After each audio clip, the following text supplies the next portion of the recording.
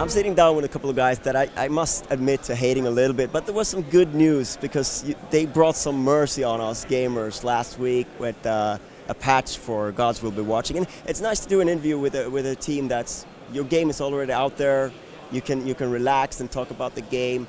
First of all, what's the experience been like sort of developing this project, because it's a very special game?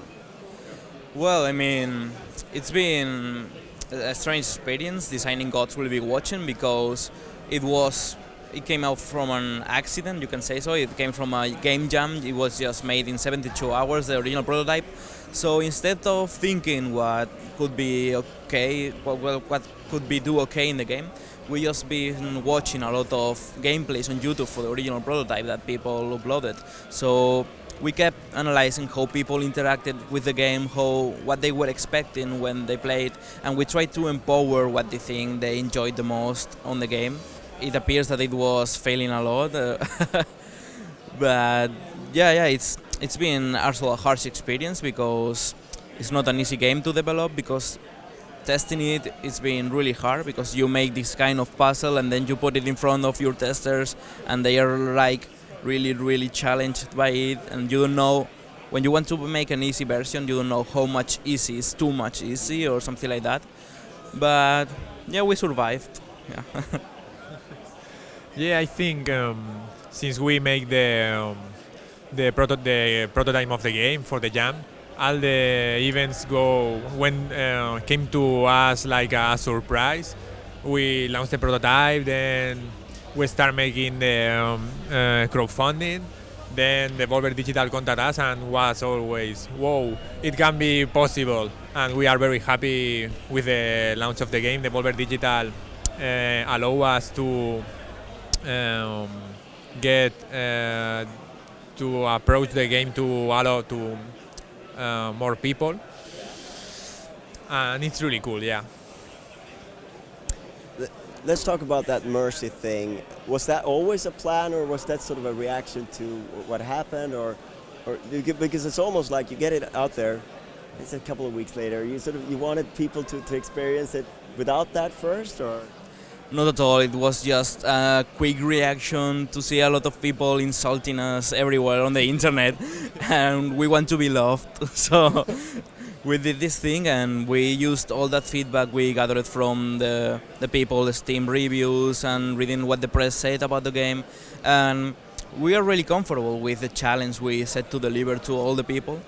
But we also want to make the game as accessible as possible. If you want to experience maybe the story and not the huge challenge, or maybe if you don't enjoy random factors in a game. So if it's not that difficult to develop, why not adding it to the game so everyone can enjoy Gods Will Be Watching in their own way? That was just our objective with this Mercy update. Yeah, I agree with Jordi. It was horrible to take some critics of the game. The first night we launched the game, we enter in the Steam forums and start to read all the critics, and I think the 80% so much hate there. hate us and hate the game, but were critics that made people who play the game about half an hour, 20 minutes. Yeah, people got really rejected from this huge challenge like BAM outside. And we are really scared about that, because a lot of the people were very bad, but with the pass of the days, it was equilibrated with good critics.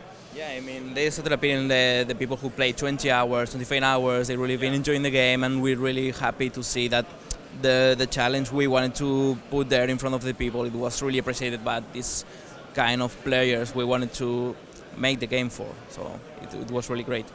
Because I feel like with this kind of game, the way what you want to sort of tell the player, sort of taking away the challenge sort of takes away an element of the story that you're telling as well, because it's sort of that struggle is so instrumental to what players are experiencing.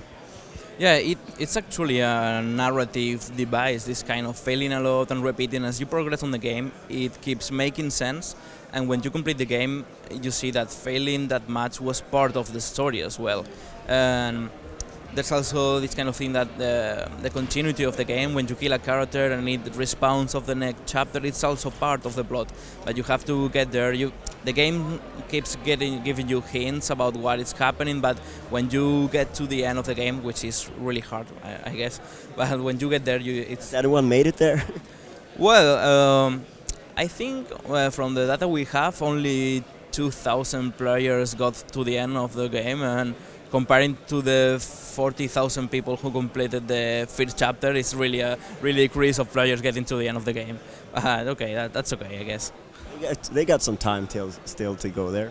Yeah, I mean, the game was released a few weeks ago. It's not a game for playing it in a full run, so it's just more about failing and just keeping the puzzle inside of your head and then thinking, I think I can solve it now, and you go back to the game and try it again. It's not like we are used to play now, that just sitting on the sofa and rushing something to the end. It's more like a game to be enjoyed for a while. If not, it can destroy your sanity completely. Maybe you need to put a disclaimer on it, so it can destroy your sanity. Totally, yeah. So because, I mean, obviously this has sort of thrown you into the limelight, the spotlight a little bit more than perhaps previously. The game has gotten a lot of attention. Has it in any way sort of shaped the way you're moving forward with the studio, and what kind of projects you will be doing in the future, or was this a one-off that you did this kind of game? He was saying about what are we going to do in the future, or what this set or direction of making games, something like that. Yeah, the first pass is to make the DLC. It's gonna be a free DLC because we promised it in the crowdfunding campaign, and the content of the DLC is gonna be decided by the bakers. And then we have to make the port to the iOS and Android tablets, and then after that we'll see. Yeah. Yeah, that's quite a lot still to do. Yeah. I have a lot of goals to be watching for this year, so yeah. Certainly seems like a game that fits very well to tablets as well, and sort of. Yeah, totally. That's why we are set to publish the game there, and we are also happy that we got this kind of feedback from the original release, since I think that we have to make the game a lot more easier to feed the audiences for iOS and Android. So it's a good thing we first try the game with a hardcore audience, and now we'll probably be adding checkpoints, we're adding a tip system, something like that, to make it more accessible. But we actually want to keep the original one if someone wants to play it hardcore on a tablet. Yeah, because I guess that's probably the broadest range of gamers you get on tablets, all the way from the 3-year-olds to, or even younger than that, to the hardcore gamers also play on tablets. Yeah, I play too. I really love playing Faster Than Light on my tablet. Yeah, and I hope that 3-year kids don't play God Really Watching on a tablet, because I don't want.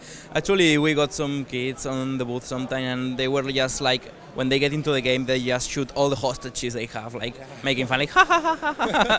It's really strange. But that's a lot about people, doesn't it? This game. Yeah. I don't know. Maybe it's like you are using video games just to see something move and just killing it, and it's like for a kid who's not thinking, it's like, I can shoot, so I shoot. That's the best thing to do in a video game ever. So. It's like, I kill all the hostages. I won. But no, you don't won. Totally, yeah. Well, sometimes that's what happens in these kind of situations. Yes. All right. So certainly sounds like you got your plates full with Gods Will Be Watching, and congratulations on the success, even though you've gotten some hate. But now it's all about sort of getting those people to play it a little bit again, and maybe put on that mercy, check that mercy box, and. I'm actually really happy with the outcome of God's Really Watching, because there's some people who enjoyed the challenge, and also the people who hated it. Was a good thing to see too, that we make this kind of really hard challenge, that a game that it doesn't hold your hand and you really have to face it, and I'm happy with the outcome. Yeah. Thank you so much. Thank you. Okay, thank you. This is no easy mission, but you, son, you were born for it. And remember, gods will be watching.